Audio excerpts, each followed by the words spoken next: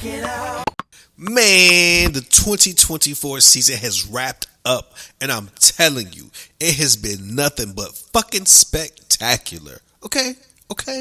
OMG. It's your boy Jeremiah J. Kitchen, and this is Don't Sleep on Tennis, the audio version. Well, sorta. And I want to talk about 2024 because we creeping through the memories of 24. Now here's what I was looking forward to in 2024. That Naomi Osaka bounced back. Homegirl was number one in the world, and I knew she was coming back. And it takes time and grace, and she rocked it, y'all. So the next one was the return of Sloane Stephens. That's me rubbing my hands. And the feisty Italian, Jasmine Paolini. Is she real? Can she recreate what she did in 2023 and catch fire again? We gonna see. Is Carlos Alcaraz ready to overtake Novak Djokovic?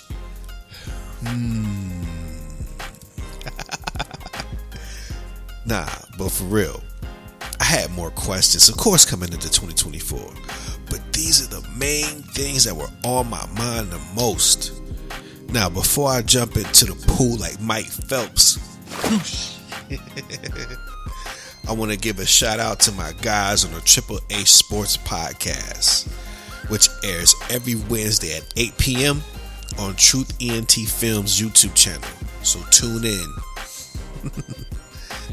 The hosts are my brother Jamar B.B. Harris, Reggie, C5, Duran, Miguel, DJ, and Big Chicken, and of course yours truly.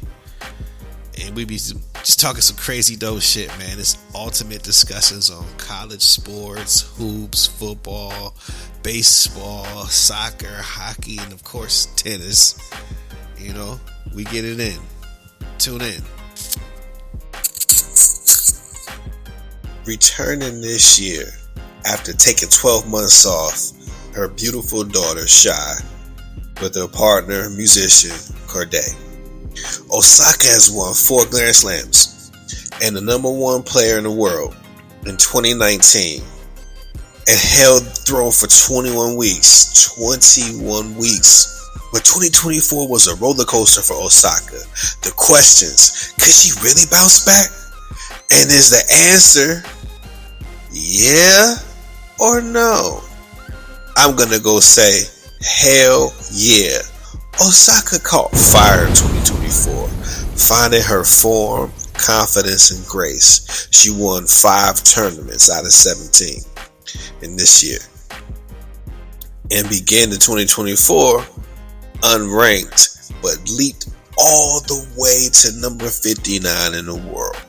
Get 'em, girl. Now what happened to Sloane Stephens? In 2024, I'll be honest, I was looking for a bounce back. Starting off the year at number 47 in the world, Sloane Stephens was ready to take flight. You heard me?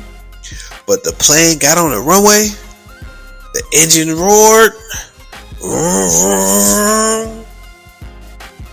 but no takeoff. Remember, in 2017, Sloane Stephens won the US Open and reached as high as number 3 in the world in 2018 after winning the French Open. She ain't no joke. So this year, maybe not reaching number 3, but we were hoping to see her bounce back in some way, shape, or form. But the losses mounted, and it never manifested the way we hoped.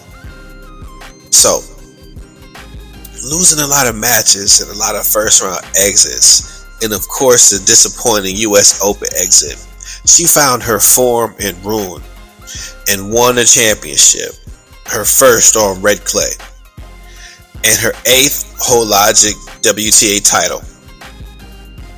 And right now she's having a great time in Charlotte at the Open exhibition against Maddie Keys. So definitely looking forward to seeing what's next for this young lady.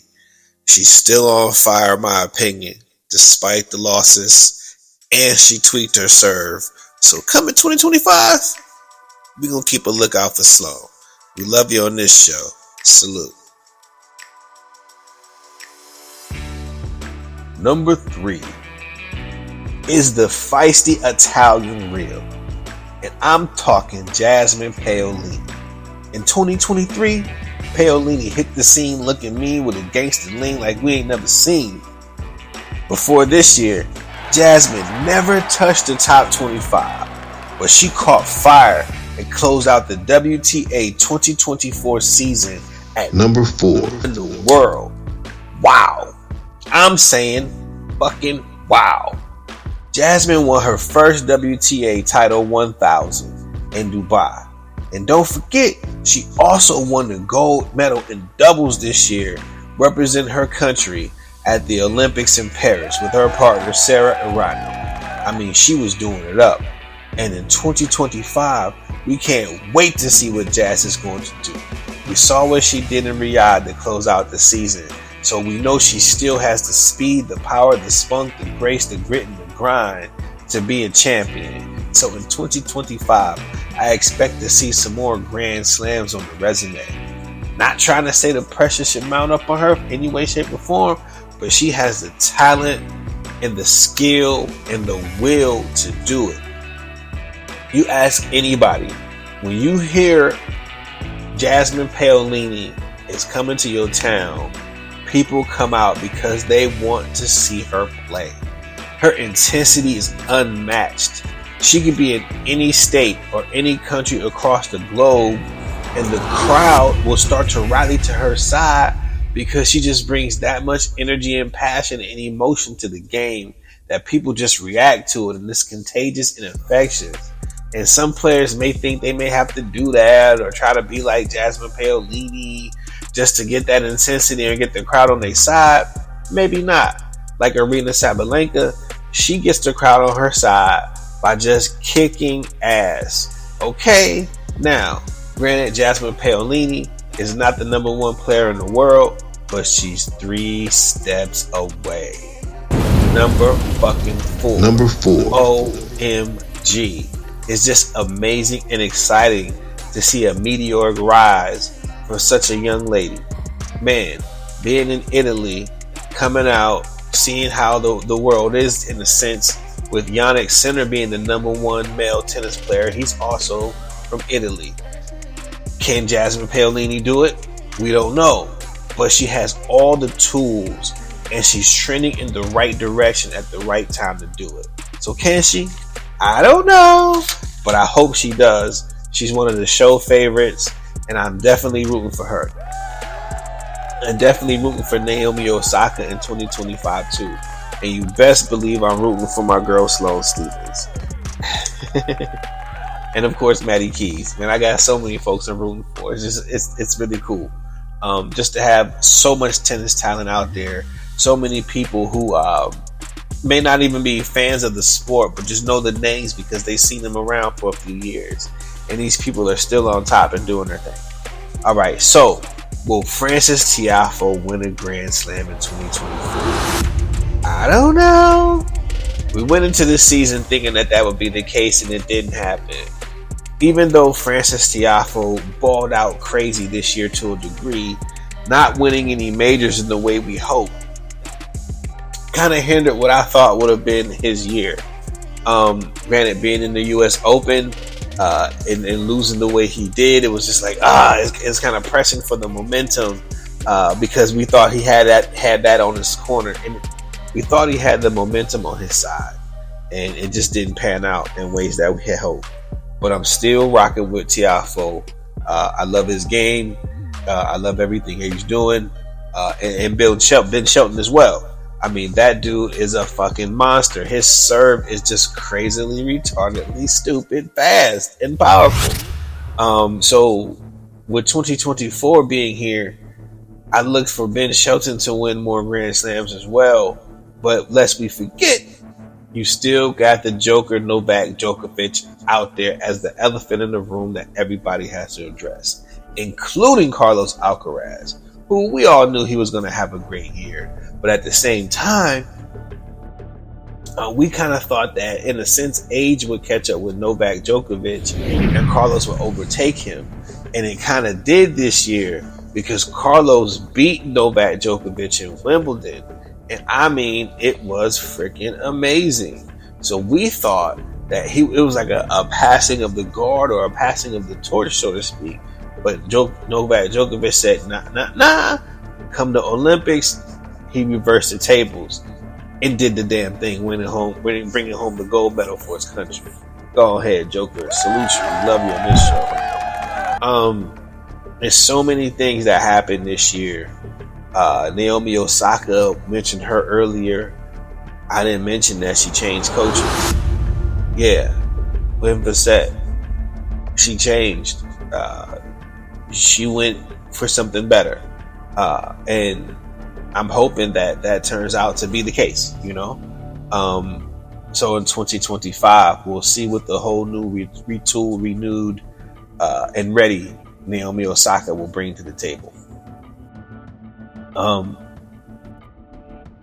Not questioning this, but it was just stuff that was on my mind. You look at the 2024 season coming into B, and you have Iga Swiatek as the number one player. You have Arena Sabalenka as number two. Of course, you got Coco Gauff up there, JPEG. You got so many others who this year, you know, we had so much competition, so many issues, a lot of wins. JPEG got hot. Arena Sabalenka got hot. Man, my goodness, she caught fire and just fucking wouldn't stop. But then you have the suspension of Yannick Sinner. It was a possible suspension because the investigation was so fast. We didn't even know there was an investigation until it was after it was over, and he really didn't miss any kind of time or any tournaments before the turnaround of the results was that he was really not necessarily at fault, but I guess whoever that did his massages used some cream that had some banned substances inside of it. A lot of people outraged over that. Nick Kyrgios weighs in, so many others weighs in, Simona Halep weighs in. It was just ridiculous. And then, of course, I report to you, and the world has now reported to you, that Iga Swiatek has served a provisional suspension from September 22nd to October 4th, which during that time we all thought that, you know, she was kind of like on a hiatus. Maybe dealing with the injury. She said just mental health. She parted ways with her coach, got another coach. Just basically getting her mind right and retooling herself to get ready to come back. And like I stated before, I have no problem with that at all. None at all. Because you need those type of situations if you're, especially the number one, number two, top 10 player in the world, where everything is demanded on you. The travel, the work, the practice, the wear and tear, this country, that country, this boat, that boat, this train, this automobile, this hotel, this Verbo, this Airbnb, this food, this sleep, non-sleep, moving here, moving there. Not to mention you got life shit going on too, political shit going on, world shit, just all kind of shit. And it just makes things difficult. But especially if you're in those tops, a lot of things are demanded of you, of your time. And don't forget, you still got to practice and you still got to remain number one. So you still got to win. You still got to compete. So without Iga Swiatek being able to compete that last month or so, but again, we didn't know she was suspended. It was just like, man, whatever she's going through, hope she bounces back and does her thing, because, you know, mental health is mental wealth. It's so important. But again, in hindsight, we found out she was actually serving her suspension during that time. So that's a bummer. That's something in 2024 that I would have never have imagined would happen. And Iga was just building on week on week on week. I think she was like at 100-some weeks for her holding the number one ranking. And that may have still been the case had she had not been permitted and suspended for a banned substance called TMZ that was in a tainted melatonin pill that she took for sleep. After she came back from the Paris Olympics to the U.S. before she started her Cincinnati Open run.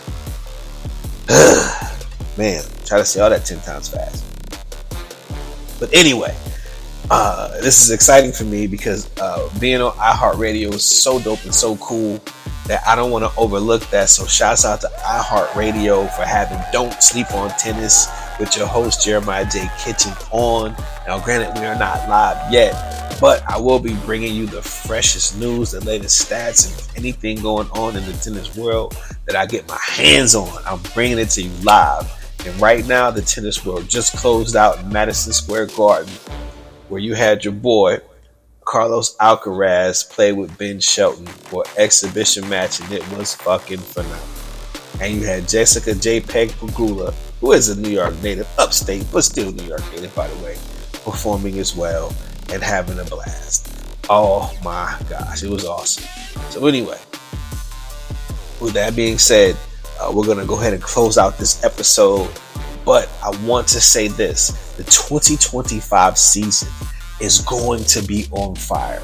You're going to have Nick Kyrgios back and in rare form, ready to take over at the Australian Open. So it's going to be high hopes to see what he's going to do in 2025. Man, oh man. You got Ben Shelton at the ready. You got Frances Tiafoe at the ready. You got Yannick Sinner at the ready. You got Taylor Fritz at the ready. Oh my goodness, this is just going to be too much. And don't forget, Aryna Sabalenka is still the most dangerous tennis player out there. And she's lurking. So once these tournaments start, I expect her to come back in full press. Iga Swiatek too. So let's see what happens, you guys. The dice are going to roll. Things are going to get chopped up and it's going to get dicey. But 2025, oh, it's going down.